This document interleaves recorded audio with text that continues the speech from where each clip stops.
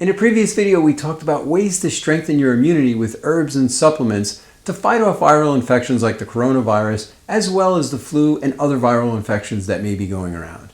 In this video, we're going to go over options for you to kill germs and viruses and bacteria like this before they make it into your system, and other ways that you can protect yourself. Now, when viral infections are going around like they are now, the World Health Organization recommends washing your hands with soap and water as much as possible. But you may not have the opportunity to do that, so many people are going crazy with all these hand sanitizers. Now, I don't like commercial or homemade hand sanitizers for many reasons, which I'll go over. But to start with, commercial hand sanitizers are full of all sorts of toxins. And those include parabens, sodium lauryl sulfate, triclosan, but they also may lead to antibiotic resistance, may cause hormone disruption, and even weaken your immune system. The leading brand has even been notified by federal health officials at the FDA to stop making claims that it's effective against diseases and illnesses like Ebola, norovirus, influenza, and others. Now that leaves us with homemade hand sanitizers.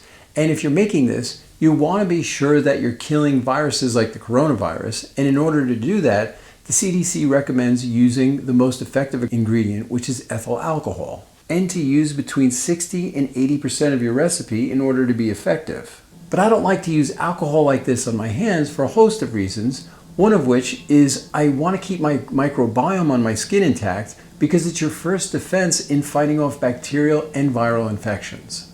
The alcohol is also dehydrating and it will dry and crack your skin, but even without that, it will get into your bloodstream through your pores and work its way into your gut and destroy your gut microbiome, which will effectively lower your immunity. To combat this, I see a lot of people putting aloe vera gel in it, which is great on paper because aloe vera is moisturizing and very good for your skin, but the alcohol ruins all the benefits of it.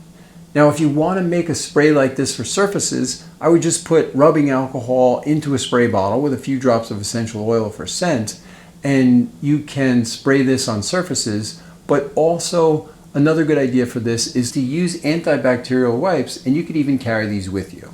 Some of these are even proven to kill viruses, and they're very good for wiping them away. Now, you can use either one of these on doorknobs and handles or handrails or touch screens or other keyboards that you use, or anything that you're going to be touching in the office, whereas at home you could just use a more powerful cleaner. Now, the other problem people are running into is that most stores are wiped out of this ethyl alcohol or rubbing alcohol. So what I notice a lot of people are saying to put in place of that is either vodka or pure grain alcohol like Everclear. The problem here is it has to be at least 151 proof alcohol in order to meet the CDC 60% alcohol requirement, which rules out vodka because most of them are 80 proof, meaning that it's 40% alcohol. Tito's Vodka even came out and said not to use its product for this purpose as it won't work. And if you use pure grain alcohol, that leaves you with all the same issues I just mentioned with rubbing alcohol. And know that pure grain alcohol is also flammable, so don't use that around a heat source or allow children to use it. It's best to just wash your hands as the CDC recommends. If you're doing that in a public toilet, don't touch the faucets. You can use a paper towel to turn them on and off, and use a paper towel for the doorknob as well. Now, as an alternative, I make a toner with an all-natural alcohol-free witch hazel, which is great for your skin and doesn't upset your good bacteria, but will help to kill pathogens, and I sometimes use it as a sanitizer.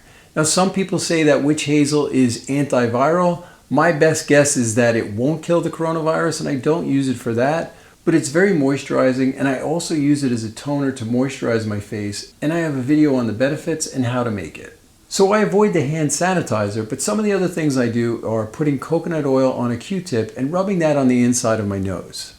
Coconut oil is something that some studies have shown that is antibacterial and can be antiviral, but the studies are definitely mixed on this. Some say yes and others say no. And there's even a study right now in the Philippines about the potential antiviral properties of it and whether or not it can fight against the coronavirus. Now, I personally don't think that it will kill the coronavirus, but it's an extra measure that you can take when everyone else is getting sick. And I like to use it when people around me are getting sick or I go on a plane because there's definitely no harm in it. It will actually moisturize the inside of your nostrils, which typically crack and become dried out when you have some type of infection. Now I wear gloves as often as possible, especially when I'm on public transportation. And I also carry essential oils with me. Peppermint is great because it's antiviral, so that's a good one to carry with you. And you could rub that on your hands if you like, and it's great to rub on your temples if you happen to get a headache. Now another thing to do is put your toothbrush in hydrogen peroxide if you get sick and you don't want to change your toothbrush, as that will kill everything that's on there. So if you missed the first video, be sure and check that out, as I show you many natural ways to strengthen your immunity to fight off infections and viruses like this, which you are more than capable of doing as long as you have a strong immunity and a healthy, intact gut microbiome.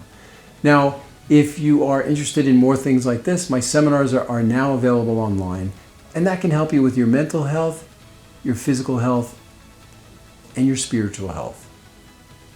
So I'll have a link below for more on that.